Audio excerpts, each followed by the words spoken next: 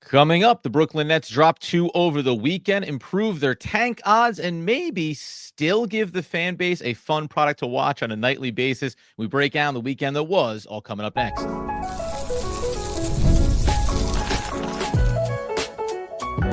You are Locked On Nets, your daily Brooklyn Nets podcast. Part of the Locked On Podcast Network, your team every day.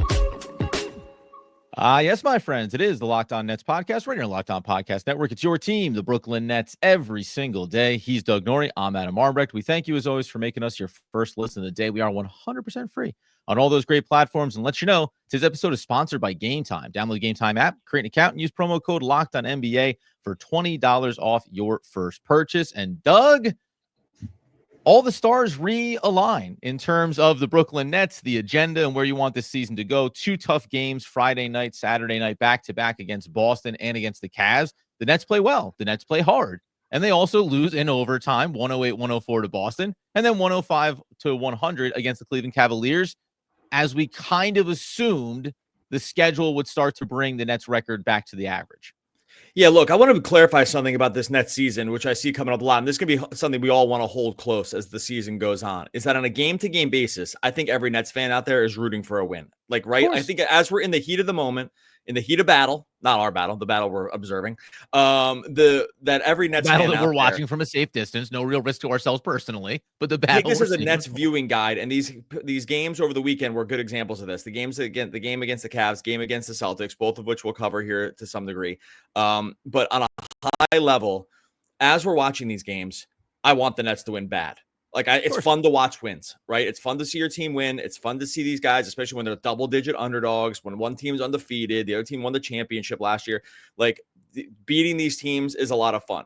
It's only when we get to the very end of it and they lose, the difference here is that the sting, it doesn't sting as much because we know there's this ulterior motive. In the moment, though, I think every Nets fan should be out there rooting for W's because that's the way watching sports, I think, is fun. But at the end, but I think that not everyone's there on that. But at the end of it, it's like, okay, they lost, they fought hard. This was great to watch. And guess what? These losses don't really hurt as much. And I think these 2 games over the weekend, I wanted them to win both games bad. I think that would have been awesome stories. The podcast would have been way better. But but at the end of it, it's just you get this, marginal increase in lottery odds that just takes a sting off. Overall, though, it's a super fun weekend of basketball, and I wish they had gone 2-0. Yeah, 100%. I do get what you mean because especially in game when you're talking about these things sometimes over on social and you're getting these back and forth battles about what really matters for the season versus what's happening in this game and how could you possibly want them to win because they're playing and because they have a chance to beat the Boston Celtics. They have the chance to be in a season that we think is both of us believe is going in the same direction of the tank. You could have been the first team to hand the Cavs a loss. It just would have added to what has been a really fun start to the season for them. And then on top of which, you play 2 of the better teams in the league really well. You take the Celtics to overtime.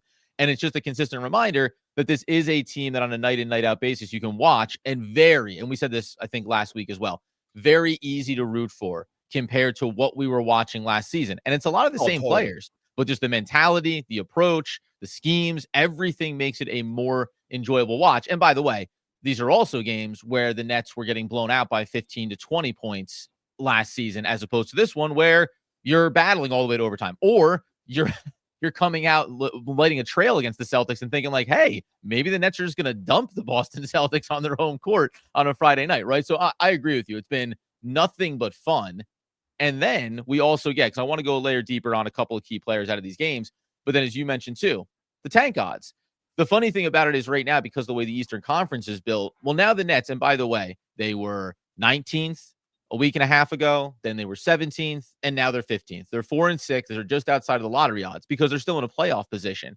If they go ahead and continue to have some difficult stretches here against Boston again, against the Knicks 2 times, they're going to end up bouncing right back into the 11th, 10th kind of seed area. Atlanta is 4-7 on the outside of the playoff pictures looking in, and they sit there in the 8th spot. So, the value is already better. Their position is already stronger from a draft standpoint than it's going to look like. It just may take another week before the East starts to sort itself out more.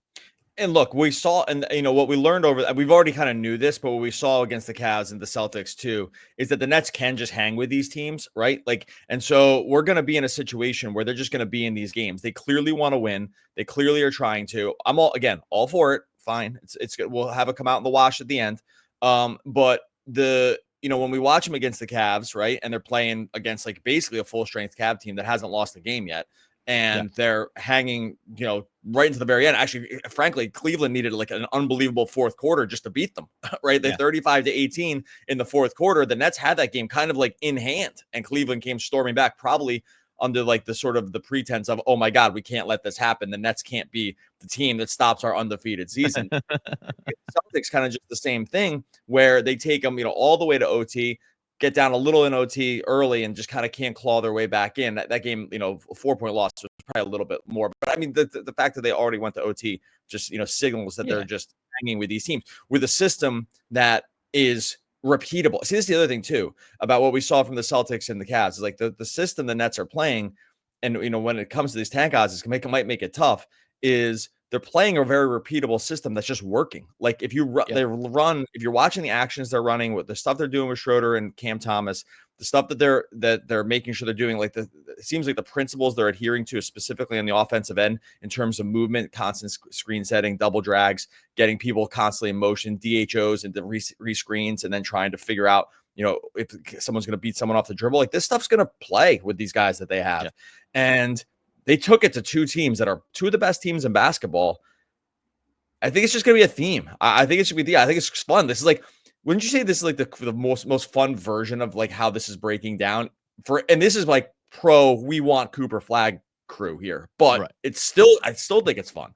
Oh yeah, of course. No, of course it is. And you know what the other thing was, you mentioned about being able to go toe to toe with two of the better teams, all the players on Boston and on Cleveland. It goes down to the overtime and down to the wire in the Cleveland game effectively as well. Normally, we've talked about in previous seasons how, this is what happens. If you don't have superstars, you just can't win basketball games. And now, by the way, take any superstar around the league, drop them onto the Nets, and they're winning every single one of these games this year if they have that elite talent. But also, this team doesn't need superstars right now in order to be competitive, highly competitive, night in, night out basis, regardless of opposition. They may lose them. It may come down to final possessions, but there's a different feel to this type of roster and to what they're running, where basically you're saying, no, the system works. And that means that we can do it against any team, even if it's going to come down to one or two possessions late. Maybe you're going to come up on the short end of the stick. That's actually right back to what we thought. Good roster, some nice players, but ultimately it's going to be hard for them to get over the hump on a lot of these teams. Coming up here in a second, two key players. Ben Simmons on Friday night. Did he put together enough of a performance to change Doug Norrie's mind? He didn't, but we'll talk about that, plus Cam Thomas as well, all coming up here in just one moment. All right, before we get that, I'll tell you about our friends over at FanDuel. No better time to get in on the action. The FanDuel, America's #1 sportsbook. We got the NFL rolling. We got NBA rolling in full force. Right now, new customers on FanDuel can bet $5 and get $150 in bonus bets if you win. The FanDuel Sportsbook app gives you everything you need to place live bets on NFL, NBA. It's all in one place. If you go over to FanDuel right now, your Brooklyn Nets on the road against the New Orleans Pelicans. No, Zion, a couple other key pieces. -1 favorites on the road right now. Look at yourself in the mirror, New Orleans Pelicans. What's happening down there? The Nets are coming in as road favorites. Jake Madison, answer some questions here. I'll tell you right now, though, our friends at FanDuel, you're going to know this. If you've been using FanDuel, Nets 7-2 against the spread this year. 7-2 against the spread this year. Go take advantage. Nets -1, $5. You're going to get $150 in bonus bets if you win your first $5 real money bet on FanDuel.com. Once again, $150 in bonus bets if you win that first $5 bet. That's on FanDuel.com, America's #1 sportsbook.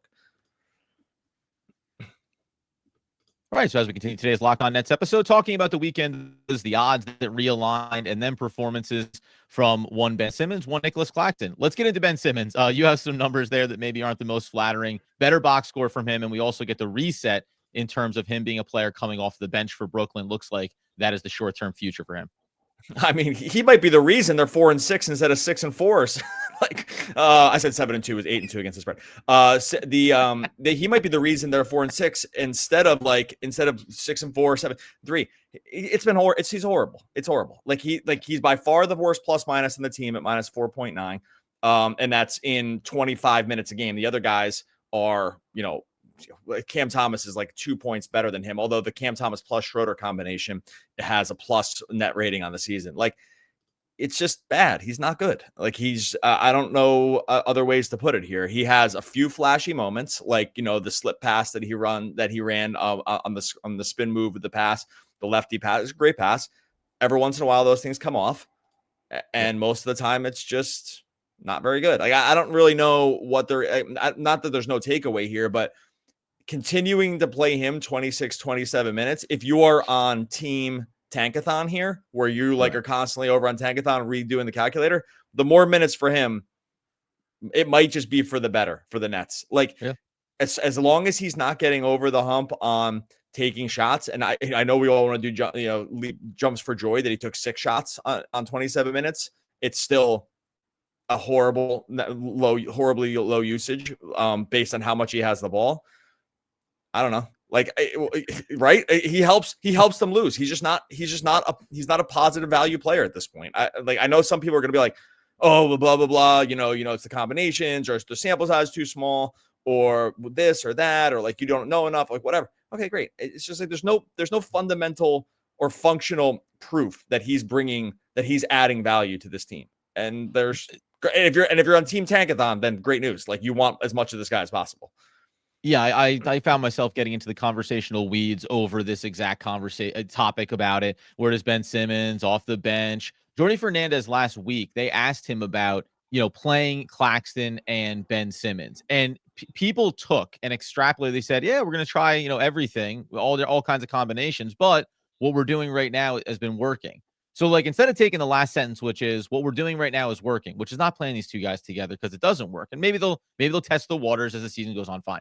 But, like, there's clearly an understanding from Jordi Fernandez. And then you pile on the fact, as you mentioned, very rare. Again, take away the $40 million contract. If you just looked into a box score and you take away the name and you just saw number 10 in the Nets box score play 27 minutes, shot 4 of 6 from the field, had 6 rebounds and 8 assists and a steal to go along with his 8 points, you'd go, man, that is a heck of a bench contribution. But the context of watching Ben Simmons in these offensive sets is so critical. And I think you're right. Not only do the numbers bear it out, but if you play him 25 plus minutes a night, it's going to be 25 minutes a game where you are not operating at your best on the offensive end, which is unfortunate because the game against Boston, I wanted to come out of it and say, hey, that's like a decent little box score. Maybe he can keep building off of it. But he was a -8. They lost the game by 4 in overtime, and he was the worst plus minus in that one. So it was difficult for me to kind of want to give some praise and then also know all the numbers indicate he's a player that struggled significantly throughout the start of this season. Yeah, again, like, he's a guy who in the box score, it can fool you a little bit as to like what's happening because he has elite vision. I think we've said that. And if he's going to have the ball as much as he has it, plus the vision, he's going to just get assists. Like, that's the case. Because one thing is he defaults to passing more than shooting. So you're just going to get more assists. Let me just break this down. A couple other numbers that are just going to punch this home with like clarity around the Simmons effect here. Again, small sample size. Yeah. But I think this follows the eye test too around sort of what's happening here. And I'm just going to run you through some on-off court numbers. So I mentioned a Cam Thomas was like not too far ahead of Simmons or not too far behind Simmons when it came to plus minus on the season. The thing is that there's a world where Simmons is actually just dragging that down, like, because they played a lot of their minutes together, right? And because so he's actually the mitigating factor here, not the Cam Thomas thing. Because when you take Schroeder plus Cam Thomas plus Simmons this year, 80 minutes, minus 6.5, right? Mm-hmm. Okay, you're like, oh, all right. Oh, they're playing against other teams' starters or blah, blah, blah, like whatever. Like, maybe that's why. Okay, minus 6.5 net rating. Okay, but then you take Dennis Schroeder and Cam Thomas and just take Ben Simmons off, plus 4.68. It's like an 11 net rating swing just on removing Simmons. And guess what? Those guys play against the starters on the other team when Simmons isn't around. So like, this is just, again, obvious. The numbers just bear this out so clearly that he's just take Simmons off, the team gets better. Put Simmons on, the team gets worse. Like, that's just it. And it throws you off a little bit when you watch him, because again, he has the ball, he's making flashy passes, he does this stuff, like the rebounds get there, the assists get there. He's the easiest guy in the NBA to defend, right now because you know exactly what he's going to do. He's never going to shoot. Every team can figure this out very, very easily. They can put their worst defenders on usually. Or there's like you can put a big lumbering guy on him and not have to like even get worried about getting too far pulled out of the paint because you know he's not going to shoot a three or anything. So you don't even need to overcommit. You can essentially play drop against them. He's never going to try to get downhill against those guys. And the part where Jordi Fernandez, it's just lip service. The part where he's like talking about Claxton and Simmons and playing these guys together or doing whatever, he doesn't mean it. He don't want to do that. Like Fernandez like understands basketball. Watch the system they run and tell me if there's any world where he thinks that that's going to work. Like they don't run this system. Oh, yeah. They're running like a system of trying to figure out they're running a system of trying to get, open threes, trying to get guys moving in and out of screens, trying to set sets double screens together, screening, rescreening around guys who can pop and shoot if like they need to be able to do that. Like Cam Johnson, DFS, these guys. You can have one of those guys on the court, but you can't have both. So anyway, it's just like he doesn't really mean it. There's no plan to play these guys together. I don't think. I'd be shocked if they did it for any real stretch.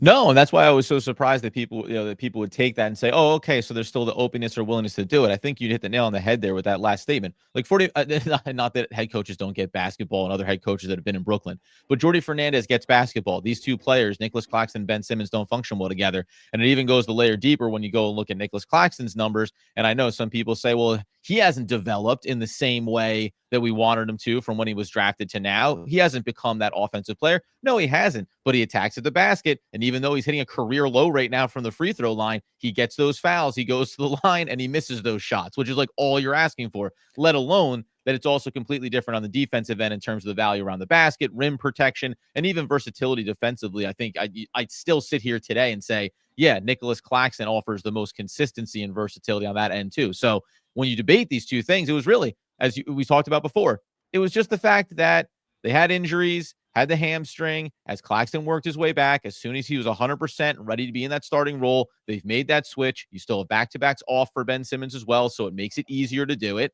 And you're just seeing the slow transition to it, on top of which, something that we'll wait to see this week, Trendon Watford is also set to be coming back sooner than later, per Jordi Fernandez. So as you get him into the room, I've always brought him up as being this is not a Ben Simmons-like player, except for the fact that he does some things that few players on this team can do, like grab the ball for rebound and take it in transition. I'll be fascinated to see what happens to Ben Simmons as this season progresses. Maybe it's the tank. Maybe it's the tank that's keeping his minutes as high as they are. But it's interesting to me how it goes forward here and whether or not people continue to seemingly deny the idea that, like, hey, this guy is bad for the team, non-functional on the offensive end, and has not shown the indications that it's going to change this year. Coming up here in a second, let's talk Cam Thomas. A tale of two games between Boston and Cleveland. What was different? What worked? And where do we stand on his offensive game right now? We'll get into that in just one moment. All right, before we get into that, tell you about our friends over at Gametime. Look, you love going to live events, right? Whether it's the game, whether it's the theater, comedy show, concert, whatever it is, you want to make sure you're getting the best deal. You want to make sure you can see exactly what you're going to see from your seat before you even sit down. That's where you get Gametime picks.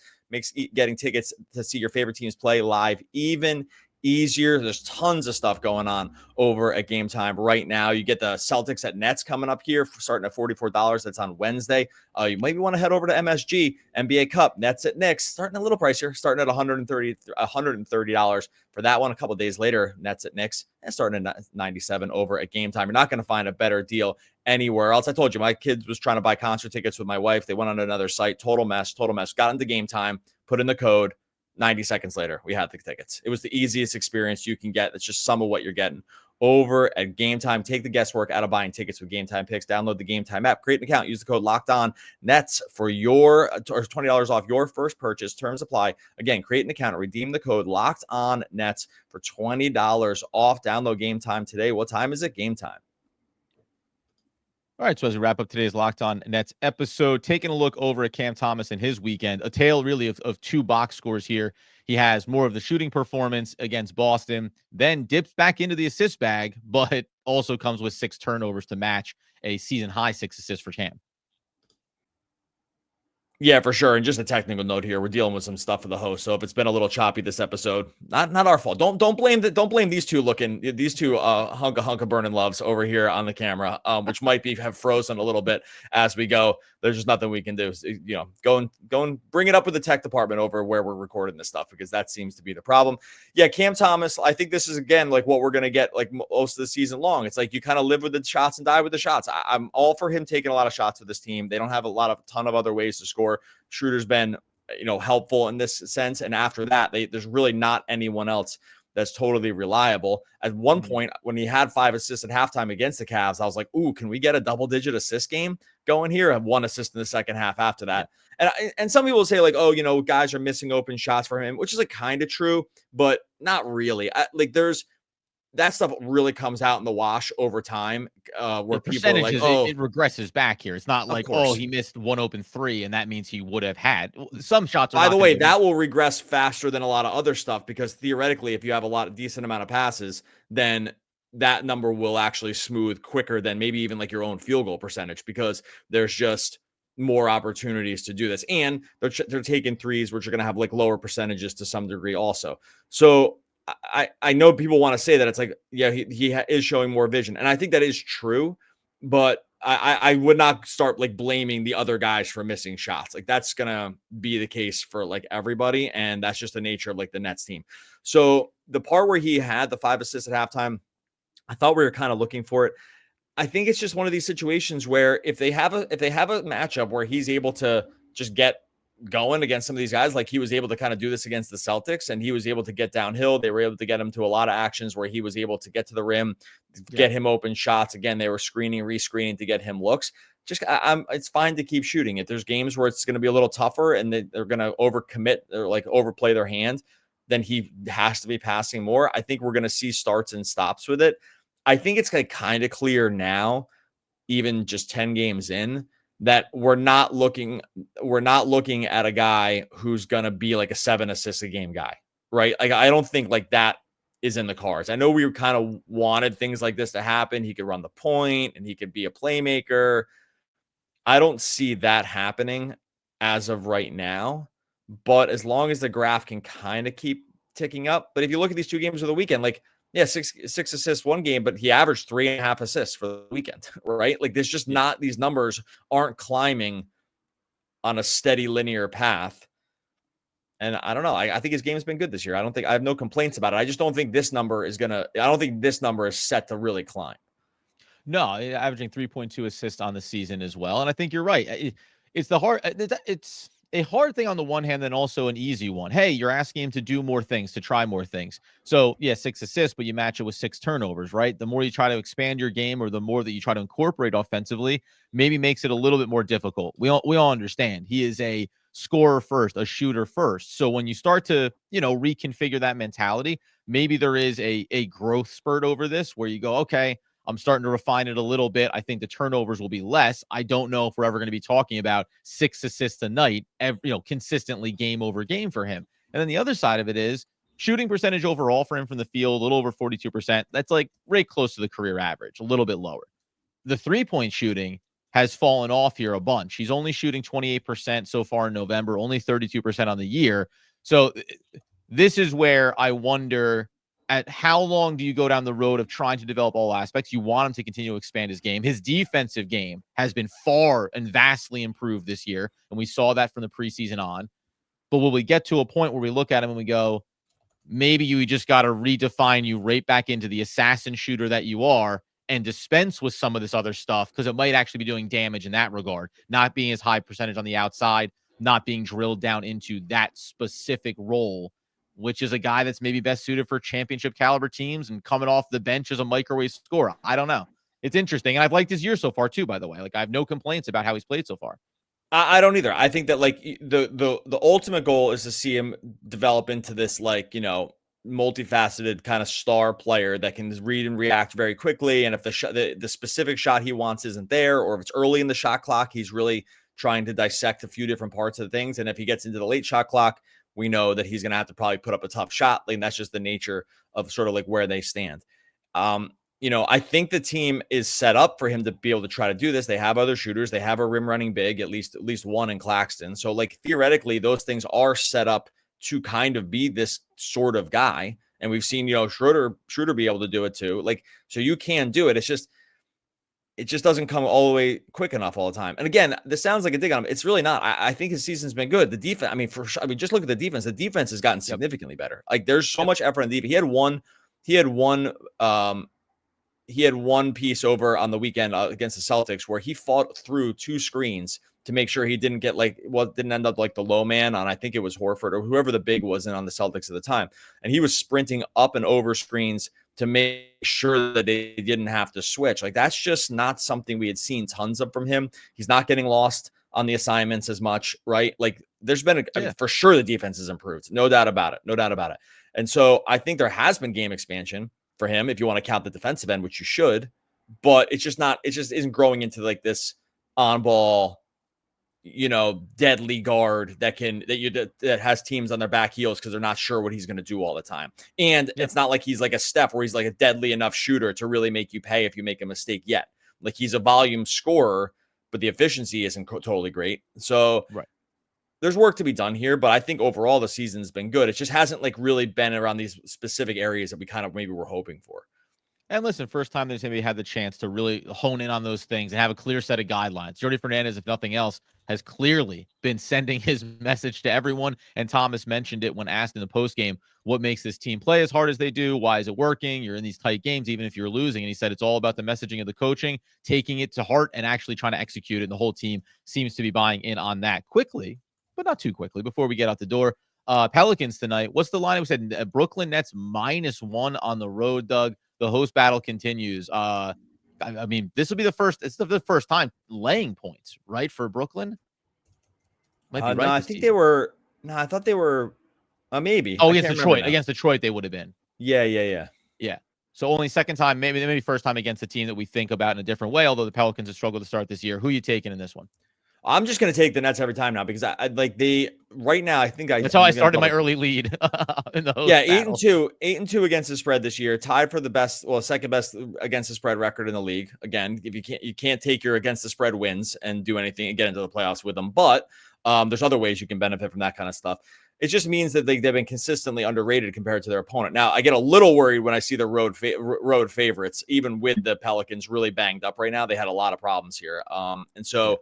That team, that's really more of a testament to like how down bad the Pels are. Cause like their projected starting lineup right now, we know CJ McCollum's out, DeJounte Murray's out, Zion's out. They're projected to start Alvarado, Brandon Boston, Brandon Ingram, JRE, Jeremiah Robinson Earl, and Nisi. And so that is not exactly how the New Orleans had it drawn up in the preseason about what the starting 5 was going to be. So I think the -1 is more a testament to the Pelicans being decimated by injuries, but that's a pretty bad team. That's a pretty bad team in the Pelicans. I'm taking Nets -1. Let's go. I can't go against them. Going on.